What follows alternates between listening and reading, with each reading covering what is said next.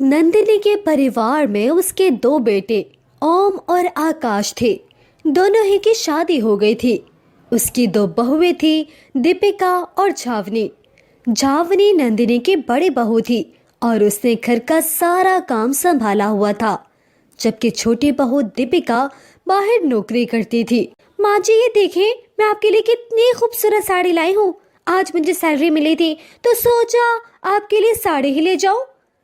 बहुत खूबसूरत है बेटा, बहुत शुक्रिया। ये ले माँ जी, आपका नींबू पानी। अरे अरे, ध्यान से, अभी अभी तो मेरी बहू मेरे लिए साड़ी लाई है, कहीं इस पे दाग ही न लग जाए। माँ जी, आप भाभी से कह दें कि इसको मशीन में ना धोएं। पिछली बार मैं ओम के लिए शर्ट लाई थी तो भाभी ने वो खराब ही कर दी थी। अरे, ये ठहरी घर में रहने वाली, इसे क्या पता पैसा कमाना कितना मुश्किल है। इसका क्या है, ये तो बस घर में जरा सी सब्जी बना, जरा सा झाड़ू पोछा किया और बस।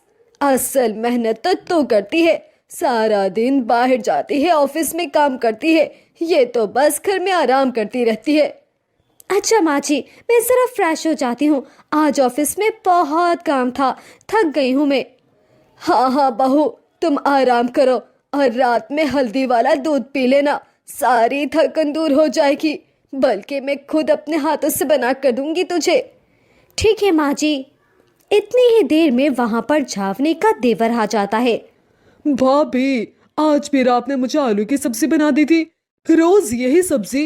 मेरे ऑफिस वाले भी कहते हैं कि तेरे घर में रोज यही खाना बनता है क्या? आपने बिल्कुल सही कहा जी, मेरे साथ भी ऐसा ही होता है। मेरी सहेलियां रोज आए दिन मजे मजे के खाने लाती हैं, कभी कौन सी सब्जी कभी कौन सी सब्जी, और मैं वही आलू की सब्जी।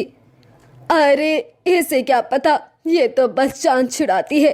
मैं बता रही हूँ जावनी बहू, तू अपने आप को ठीक कर ले, नहीं तो अच्छा नहीं होगा।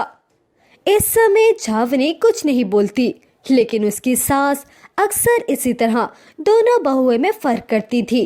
वो कमरे में जाकर एक किताब में एक कहानी पढ़ने लगती है और अपने साथ ही बोलती है, ठीक है, अब से मैं भी यही करूंगी। जहां रोज झावनी सुबह उठकर सबसे पहले अपने शौहर का, अपने देवर का और अपनी देवरानी का टिफिन तैयार करती और फिर अपनी सास को नाश्ता देती और फिर अपने बच्चों को स्कूल बस तक छोड़कर आती, तो आज ऐसा नहीं हुआ। अरे ये क्या, रसोई का दरवाजा तो अभी तक बंद है। क्या हुआ दीपिका बहू? माँ जी, ये देखिए ना, आज रसोई में अभी तक भाभी नहीं आई। हाँ माँ, वो जावनी के पूरे शरीर में बहुत दर्द है। आज देखता हूँ दिन में डॉक्टर को लेकर आता हूँ, चेक करवाता हूँ उसे। ओहो, लेकिन आज तो मुझे जल्दी ऑफिस जाना था। आकाश के बच्चों की छुट्टी थी, इसीलिए वो अभी तक सो रहे थे। आकाश उनके लिए बाजार से नाश्ता ले आया था और दीपिका और ओम बगैर टिफिन के ही ऑफिस चले गए। उस दिन घर का सारा काम नंदिनी को ही करना पड़ा। घर की साफ सफाई करने के बाद उसकी कमर में बहुत दर्द हो गया था। आए, मेरी कमर, ये तो बहुत थकन से चूर हो गई है। इतना दर्द हो रहा है, मुझसे सहा ही नहीं जा रहा। अरे दीपिका बहू, रात की रोटी तुम बना देना, मुझ में तो और हिम्मत नहीं है। मैं कैसे माँ जी, मैं तो खुद इतनी थकी हुई हूँ। सबर, मैं बाहर से कुछ ऑर्डर कर देती हूँ सबके लिए। नहीं भाई, सुबह भी बाहर का खाना खाया था और दोपहर में भी मैंने बच्चों को ब्रेड पर जैम लगा कर दी थी। अब घर में ही खाना बना दे। और हाँ सुने, जावनी बीमार है तो उसको डॉक्टर ने परहेजी खाना खाने को बोला है, तो उसके लिए खिचड़ी भी बना देना। माँ जी, आप आए ना साथ में, मैं अकेले तो ये सब कुछ नहीं कर सकती। हाँ हाँ बहू, मैं कोशिश करती हूँ। इधर जावनी बीमारी का नाटक करके आराम कर रही थी। अब कैसी तबीयत है तुम्हारी? डॉक्टर ने बोला है बुखार तो नहीं है, शायद कमजोरी हो गई है। हाँ, वरना आप तो जानते हैं मुझे आराम करना भला कहाँ पसंद है। अब देखे ना, रसोई में सही से खाना भी नहीं बन पा रहा। अरे तुम छोड़ो ना ये सब बातें और आराम करो। इतना काम कर करके तो तुम बीमार पड़ गई हो और अब बीमारी में भी यही सोचे जा रही हो। 3 दिन काम करके नंदिनी और दीपिका को उनकी नानी याद आ गई। ओए माँ रे, मैं तो थक गई। वाकई भाभी ने अकेले ही सारे घर को संभाल रखा है, हम तो मिलकर भी नहीं कर सक रहे। भाभी के होते हुए हमें कभी खाने की टेंशन नहीं होती थी। सही कहा छोटी बहू तुमने। माँ जी, ये भाभी घर का सारे काम अकेले करती है ना, इसीलिए बीमार हो गई है। हमें चाहिए कि हम एक काम वाली रख लें, इससे भाभी को भी थोड़ा आराम मिलेगा। हाँ बहू, तुमने बिल्कुल ठीक कहा। हम तो अपनी बड़ी बहू की कदर ही नहीं करते। उसने तो सारा घर संभाल रखा है और हम सारे मिलकर भी इस घर को संभाल नहीं पा रहे। वाकई बड़ी बहू तो बहुत काम करती है, उसी के दम से तो ये घर चल रहा है। फिर इन सबको झावनी की कदर हो गई और जब झावनी ने ये देखा कि उसके सास और देवरानी को उसके कामों का एहसास हो गया है, तो उसने अपनी बीमारी का नाटक खत्म किया। ये लीजिए देवर जी, आपका टिफिन। बहुत शुक्रिया भाभी, मैंने इस टिफिन को बहुत याद किया। अच्छा सुनिए, 10 बजे काम वाली आ जाएगी और कपड़े और बर्तन वो धो लेगी। आप आराम करना, ठीक है। इस तरह सब घर वालों को झावनी की अहमियत का एहसास हुआ और झावनी यही तो चाहती थी। माँ जी, आपकी कमर में दर्द है ना, लाइए मैं दबा दूं। हाँ बहू, मेरी प्यारी और अच्छी बहू, जीती रहो, जुग जुग जियो। और इस तरह इस दिन के बाद से झावनी को किसी ने कुछ बुरा नहीं। सर्दी की शिद्दत में मीना बहू रसोई से बर्तन धोकर आई। ओह, अरे क्या हुआ? वही माँ जी, ना पूछे, यूं समझे कि मौत को छू कर आ रही हूँ मैं। अरे क्या बोले चली जा रही है तू? सर्दी में ठंडे पानी से बर्तन धोकर आ रही हूँ मैं। हाँ तो रात को खाने के बाद ही धो लिया करना। लेकिन नहीं, तुझे तो रात को खाते ही बिस्तर पर लेटना याद आ जाता है ना। हाँ तो माँ जी, ठंड भी तो इतनी है ना, दिल करता है सारा दिन बिस्तर पर लेटे लेटे ही गुजर जाए बस। हाँ, पर बिस्तर में लेटे लेटे तो सारे काम होंगे नहीं ना। और ये बता, सूरज सुबह सवेरे कहाँ चला गया है? अभी वो कह ही रही होती है कि इतने में इनका बेटा सूरज आ जाता है। अरे माँ, वो लैला आंटी के घर मेहमान आ रहे हैं, तो उन्होंने अपने बेटे के साथ मुझे भी लकड़ियाँ लेने भेजा था। आय हाय, ये लैला अपने मेहमानों के चक्कर में मेरे बेटे को भी ठंड में खुआर करवा रही है। अच्छा है ना माँ जी, हमारे घर तो मेहमान आते ही नहीं हैं। अच्छा है किसी दूसरे की ही मदद कर ले।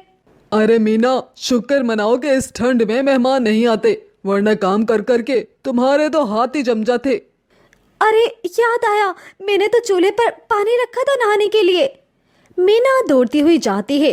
अब इसके जहन में भी ये बात घूम रही होती है कि अच्छा है मेहमान नहीं आते, वरना इसे ज्यादा काम करने पड़ जाते। अगले समय वो सब परिवार सहन में बैठकर पकोड़े के साथ फिल्म देख रहे होते हैं। तभी पकोड़े खत्म हो जाते हैं तो उर्मिला अपनी बहू मीना से कहती है, जा बहू, और पकोड़े बना ला जल्दी से। एक तो इनको मैं बैठी हुई अच्छी नहीं लगती ना। माँ जी, वो बेसन खत्म हो गया है। तो डब्बे में से दूसरा पैकेट निकाल ले। माँ जी, बस आराम से फिल्म देखिए ना, आपको भी बैठे बैठे बहुत भूख लग जाती है। अरे इसमें क्या है, मैं बना लाता हूँ, आप लोग बहस मत करो। हमारे लिए भी बना लाना। तभी दरवाजे पर से इसके चचा चची अपने बेटे के साथ आ जाते हैं। सूरज अपने बाल ठीक करने लगता है। अरे रानी और देवर जी, अचानक भाभी के घर कैसे आना हुआ? अरे सूरज और मीना, जाओ आशीर्वाद लो दोनों का। फिर दोनों इनका आशीर्वाद लेते हैं। बहू जाओ, सबके लिए चाय नाश्ते का इंतजाम करो। अरे भाभी, मीना तो हर वक्त काम ही करती रहती है, आज सूरज को काम करने दो ना। हाँ, ये बिल्कुल ठीक कह रहे हैं। वैसे भी सूरज तो रसोई घर में जा ही रहा था ना। नहीं नहीं, अच्छा नहीं लगता, मैं बना लाती हूँ। अरे रुक जा, तू बैठ इधर, तेरे लिए तो मैं कुछ लाई हूँ। अरे कामिनी, मेरा बटवा दे।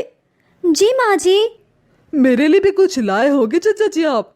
हाँ हाँ, तेरे लिए भी लाया हूँ, लेकिन पहले तो चाय नाश्ता तो परोस। सूरज मुंह बनाता हुआ रसोई में चला जाता है और फिर थोड़ी देर के बाद गर्मा गर्म चाय और पकोड़े ले आता है। सब मिलकर बैठकर खाते हैं और इसी में समय का पता ही नहीं चलता और रात के खाने का समय हो जाता है।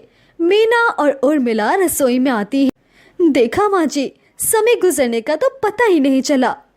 हाँ हाँ, अभी तो और भी पता नहीं चलेगा, जब थोड़ी थोड़ी देर में बर्तन धोने पड़ेंगे, खाना बनाना पड़ेगा, सफाई करोगी ना तो लग पता जाएगा।